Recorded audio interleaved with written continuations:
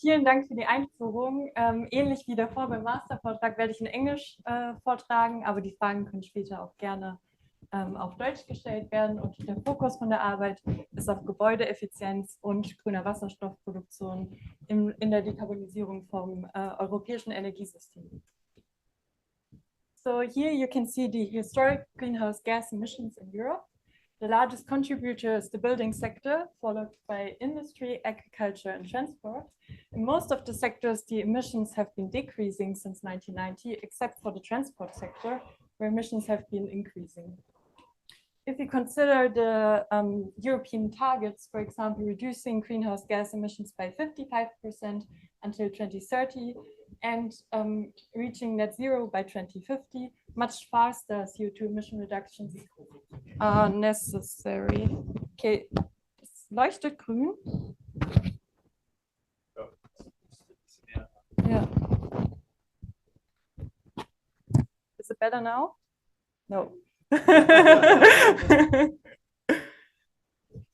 Yeah, test.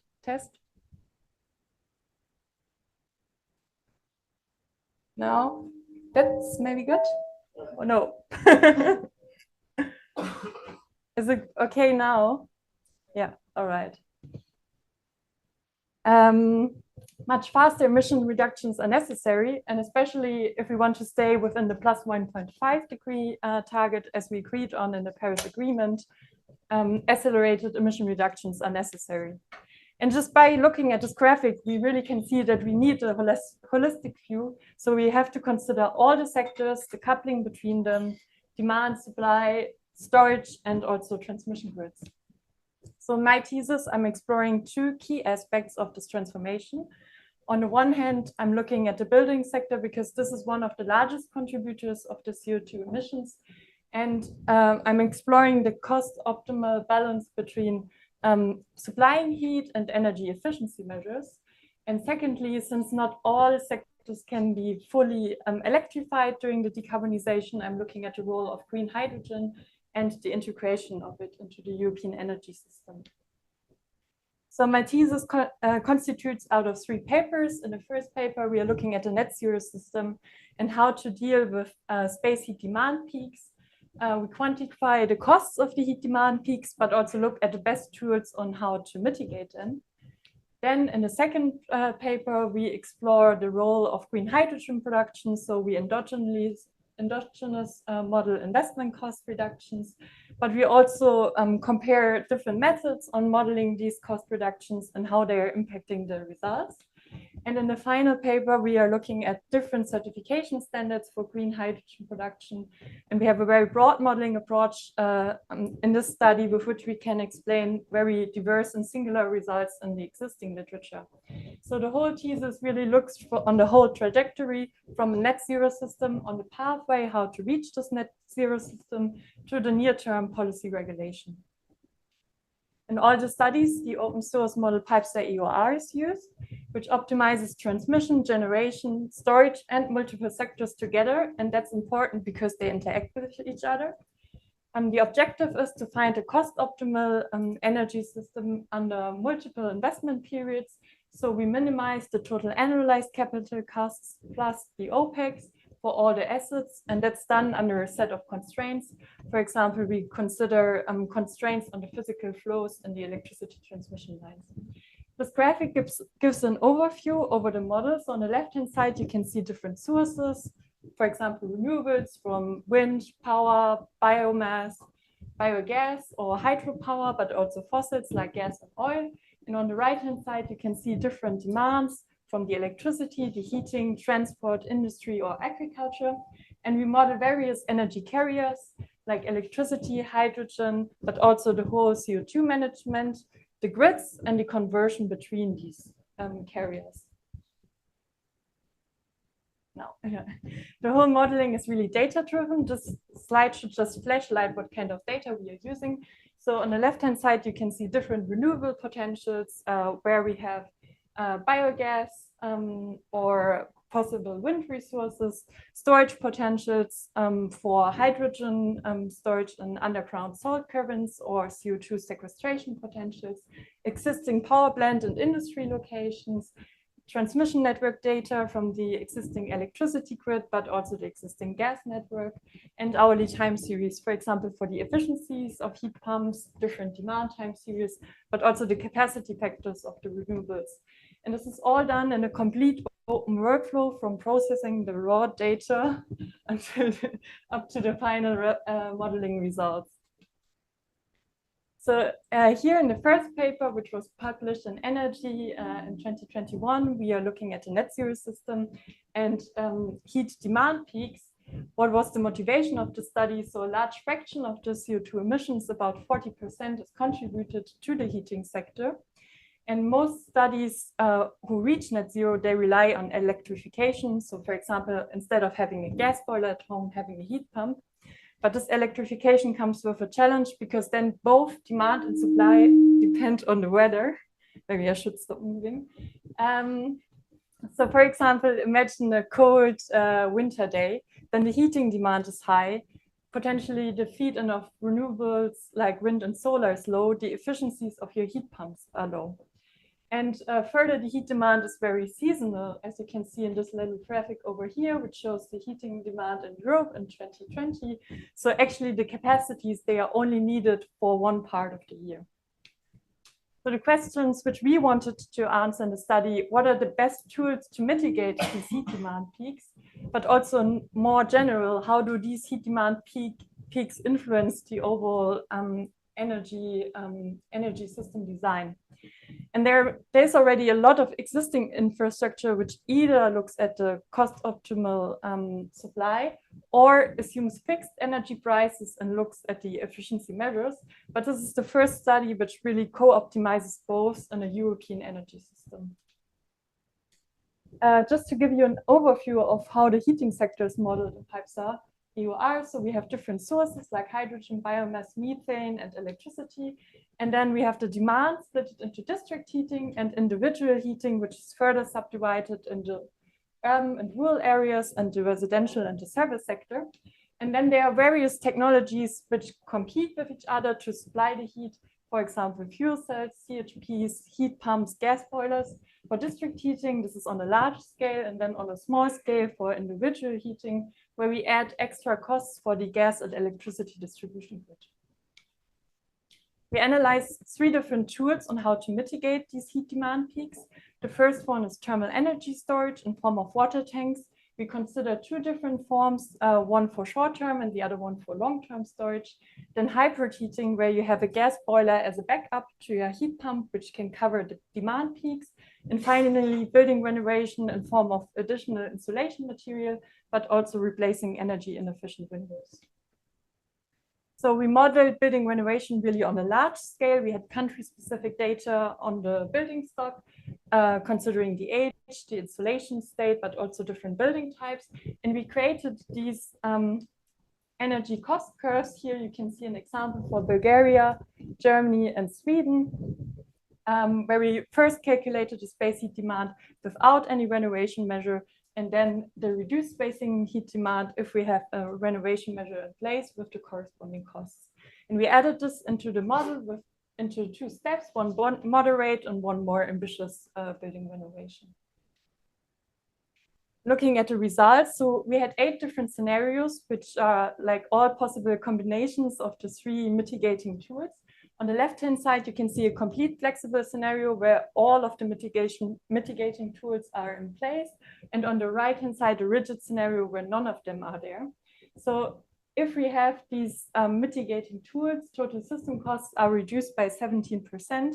And the most cost-effective tool is building renovation. So the 4 most cost-effective scenarios, and just building renovation alone reduced total system costs by 14%. If building renovation is in place, the individual gas boilers weren't used and a gas distribution grid could be removed. And a cost-optimal solution included space heat demand savings of about 50%. Hybrid heating alone reduced system costs by 6% and thermal energy storage by 3%. We also did a thought experiment. So instead of assuming a time-varying heat demand as we have in reality, we distributed the heat demand constantly over the whole year. And in this case, there was nearly no building renovation used, what really shows that efficiency measures are needed not to reduce the overall energy demand, but to deal with these demand peaks. Coming to the main findings of this paper, so also with the thought experiment, we could show that 30% of the total system costs are just caused by the heat demand peaks, and that building renovation is the largest lever to reduce these total system costs. If we have building renovation in place, then the gas distribution grid could be removed. And these investments, they're really driven by the need to deal with the peaks and not to reduce the overall energy consumption. There are many further interesting insights within the study. For example, we could see that the renovation strength in a country really depended on the prices for the energy supply. In the second paper, we're now looking at the transition path on how to reach a net zero system, and the focus is on cost developments of green hydrogen production. So the EU has set several targets for the green hydrogen production. Today, we have less than 1 gigawatt of electrolyzers installed, but after the invasion of Russia to the Ukraine, within the Repower EU, there was the set target to produce 10 million tons of hydrogen within Europe, and to import further 10 million tons, and to reach carbon neutrality until 2050, probably around 500 gigawatt of electrolyzers are needed. And this is a really large scale up compared to today's capacities. With a scale up of a technology, cost and efficiencies tend to improve. This is a concept which is called technology learning. So with each doubling of experience, investment costs tend to increase by a certain learning rate. And therefore, we wanted to answer in this study the questions: what are possible cost developments of green hydrogen production, but also how do different methods on modeling these cost reductions influence the results.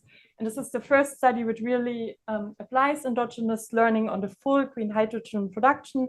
So we don't only look at endogenous learning for the electrolyzers, but also for the renewable generation. Hydrogen within pipes EUR can be produced on 3 different ways. So gray hydrogen, that's the way how it is produced today, mainly via steam methane reforming. Then blue hydrogen, where you capture part of the CO2 in the process, or green hydrogen via electrolyzers. And the hydrogen can either be converted into other energy carriers, for example, methane, or used in one of the sectors. And for most of the cases, this is like a fully endogenous decision. For example, there is the option to use hydrogen boilers to supply the heat, but the hydrogen boilers compete with other technologies like heat pumps to supply the heat. We looked at 3 different methods on how to model this cost reduction. The first one, which we called endogenous in this case, we considered a 1-factor learning curve, which we implemented as a piecewise linearization with time-delayed learning. This results in a mixed integer linear problem, but it's in general harder to solve than a linear problem. Then the second one is a sequential method where you start with an initial set of cost assumption, you optimize your system, you look how much capacity is installed of each technology, you update your investment costs based on the learning curve, and you rerun the optimization until it converts. This is a method which is very often used in integrated assessment models. And then finally, the exogenous method, where just depending on the technology and the build year, we had a certain fixed cost assumption, and that's the method which is typically used in energy system models. Looking at the results, so we looked at a time horizon from 2020 until 2050 under 3 different climate budgets, so staying within a +1.5, +1.7, or +2 degree target. And the contour area indicates the variation of the learning rate because there's a very high uncertainty about it. You can see a very fast scale up, especially within the +1.5 degree target, what is clearly not realistic and just shows how challenging it is to stay within this target. The Repower EU target is actually above our +1.7 budget.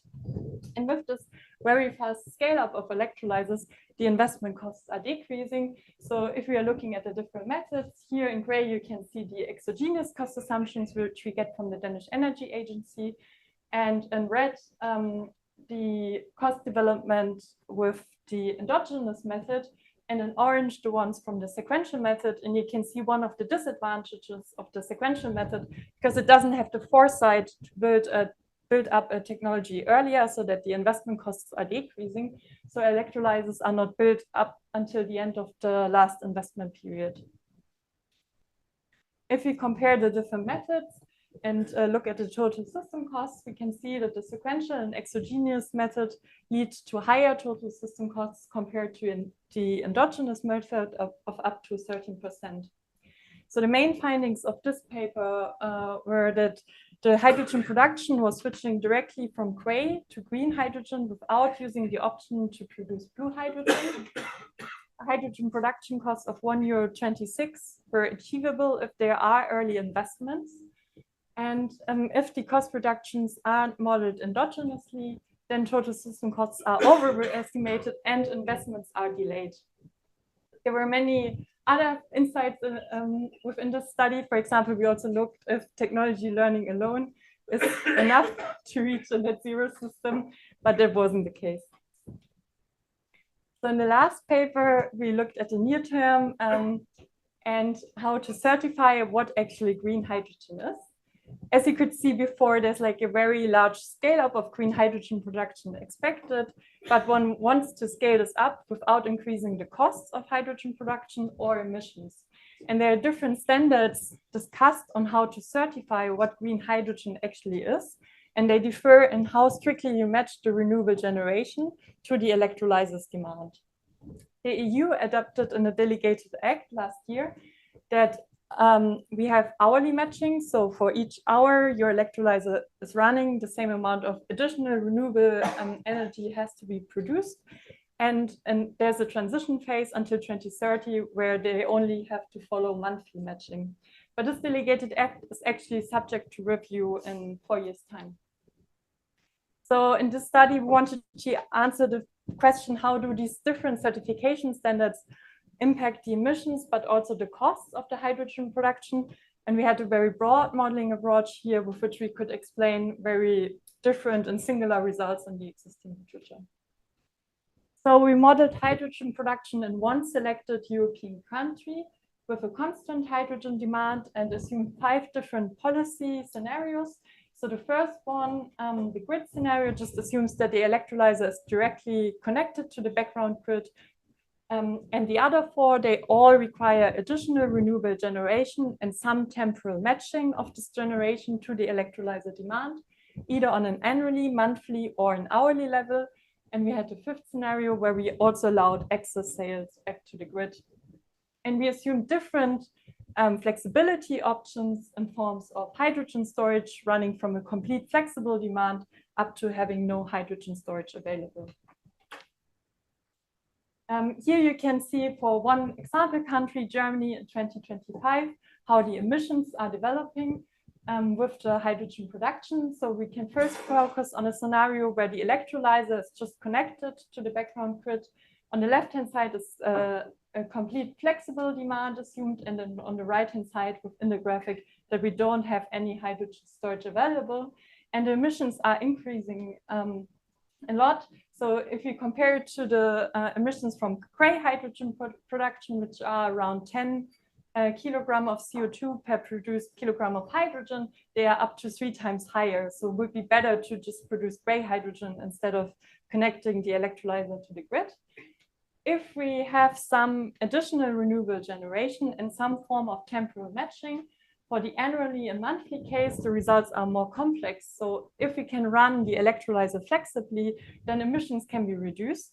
But if we run it more baseload with less flexibility, then emissions are increasing. Hourly matching per definition doesn't have any emissions, and if we allow excess sales, then emissions are reduced. Here you can see the hydrogen production costs for our 5 policy scenarios. And if we first focus on the left-hand side of each of these graphics, then the cost premium for having a stricter regulation, for example, with hourly matching, is very small, between 7% and 8%. But if no storage is available or the demand is inflexible, then the costs are really rising for stricter regulation. So the main findings from this paper, we found 3 possible ways on how you can certify what green hydrogen is.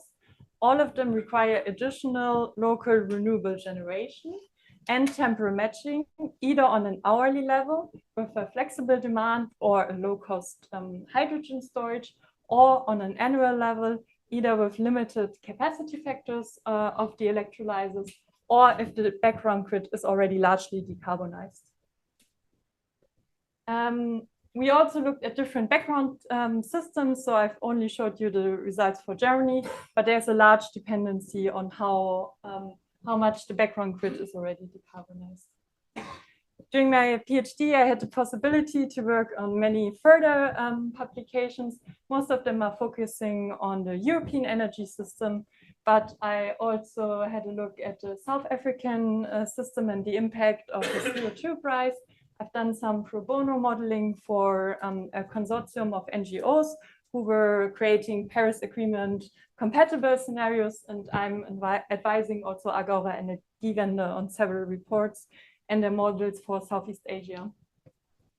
Coming to a conclusion, so in all the here presented studies, we really conducted a large range of sensitivity analysis to check the robustness of our results. They are all open source to make sure that they are reproducible and the research is transparent. In the first paper, we quantified the costs of heat demand peaks and could show that building renovation is the largest tool to mitigate these peaks. Then we looked at endogenous learning on the full green hydrogen production chain and could show that if cost reductions are not modeled endogenously, then investments are delayed. And finally, we identified 3 possible ways on how one can certify green hydrogen without increasing costs or emissions.